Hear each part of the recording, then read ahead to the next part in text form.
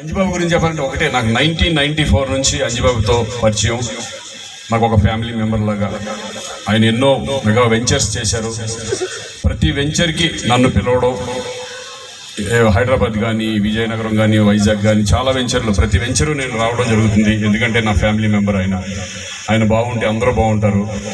ఆయన చేసే వెంచర్స్ ఆయన లాభాపేక్షతో కాకుండా ఒక కస్టమర్ సాటిస్ఫాక్షన్ కోసమే ఈరోజు ఇన్ని వెంచర్లు చేయగలిగారు, ఇన్ని సక్సెస్ఫుల్ వెంచర్లు చేయగలరని నేను గట్టిగా నమ్ముతాను. అందుకే ఎప్పుడు పిలిచినా సరే, ఎంత బిజీగా ఉన్నా సరే, డేట్లన్నీ ఎగ్గొట్టేసేసి నేను ఇక్కడికి వస్తాను అంజిబాబు పిలిస్తే కనుక. ఆ రకంగా నేను రావడం జరిగింది. ఎందుకంటే వెంచర్స్ ఎప్పుడు కూడా ల్యాండ్ వాల్యూ అనేది మా అందరికి బాగా తెలుసు. ల్యాండ్ ఎప్పుడు కూడా ఏ బిజినెస్ చేసినా మనకు సక్సెస్ అవుతామో లేదో తెలియదు, కానీ ల్యాండ్ మీద పెట్టింది మాత్రం ఎప్పుడూ పోదు, అది పెరుగుతూనే ఉంటుంది. ఎందుకంటే జనాభా పెరుగుతారు కానీ భూమి పెరగదు కదా. అందుకే ఏంటంటే భూమి మీద ఎప్పుడు పెట్టినా కూడా అది మనకి ఒక లక్ష్మీదేవితో సమానం. సో మీరందరూ కూడా ఒక మంచి ఫ్యూచర్ ఆలోచించుకొని, ఏది ఎవరైతే బాగుంటుంది, ఏ వెంచర్ అయితే బాగుంటుందని ఆలోచించుకొని మీరు డెఫినెట్గా మీరు దాని మీద ఇన్వెస్ట్ చేస్తే చాలా బాగుంటుందని నా ఉద్దేశం.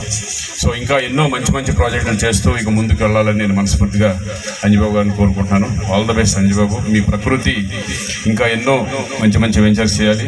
అన్ని వెంచర్లకు నేను వస్తాను, no problem. Thank you very much sir. Thank you.